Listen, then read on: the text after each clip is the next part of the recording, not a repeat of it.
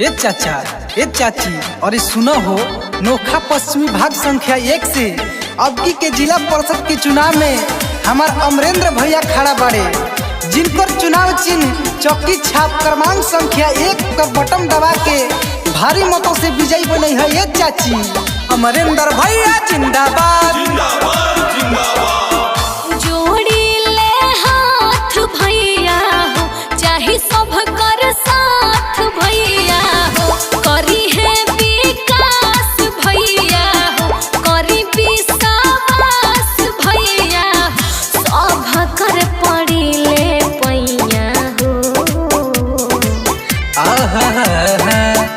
अमरेंद्र चौधरी के जितावे के बाटे, विजयी बनावे के बाटे हो। चौकी छाप पे बटन दबावे के बाटे, विजयी बनावे के बाटे हो। अमरेंद्र भैया जिंदाबाद, जिंदाबाद, जिंदाबाद। अमरेंद्र भैया जिंदाबाद, जिंदाबाद, जिंदाबाद। चक्की छाप जिंदाबाद, जिंदाबाद, जिंदाबाद। चक्की छाप जिंदाबाद, जिंदाबाद, जिंदाबाद। नोखा पश्चिमी पंचायत के जनता जिंदाबाद, जिंदाबाद, जिंदाबाद। नोखा पश्चिमी पंचायत के जनता जिंदाबाद, जिंदाबाद, जिंदाबाद। दिन राति सेवा कर बाटे सब सेवा दा, सब कर हक मिली कहीं काहे से ज्यादा, पूरा पंचायत लोग के साथ चाहे, सब कर विकास चाहे हो। मतवा पे चाची अमरेंद्र के सब कर हाथ चाही हो। सब के बतावे के बाटे हो। अमरेंद्र भैया के जितावे के बाटे, विजयी बनावे के बाटे हो।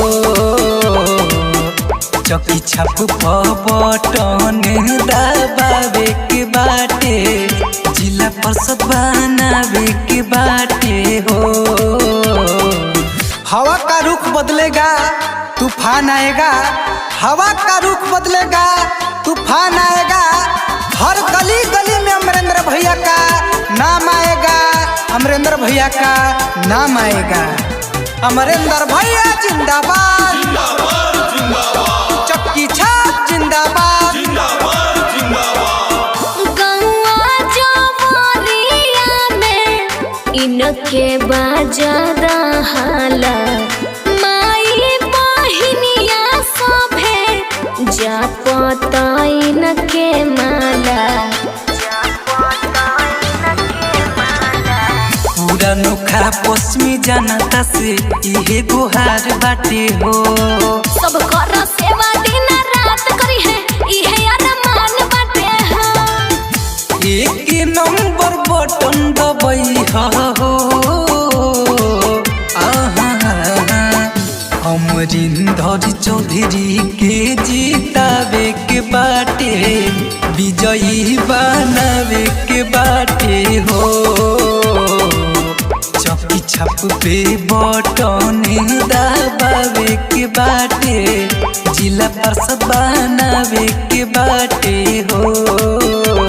अमरेंद्र भैया जिंदाबाद, जिंदाबाद, जिंदाबाद। अमरेंद्र भैया जिंदाबाद, जिंदाबाद, जिंदाबाद। चक्की छाप जिंदाबाद, जिंदाबाद, जिंदाबाद। चक्की छाप जिंदाबाद, जिंदाबाद, जिंदाबाद। नोखा पश्चिमी पंचायत के जनता जिंदाबाद, जिंदाबाद, जिंदाबाद। नोखा पश्चिमी पंचायत के जनता जिंदाबाद, जिंदाबाद, जिंदाबाद।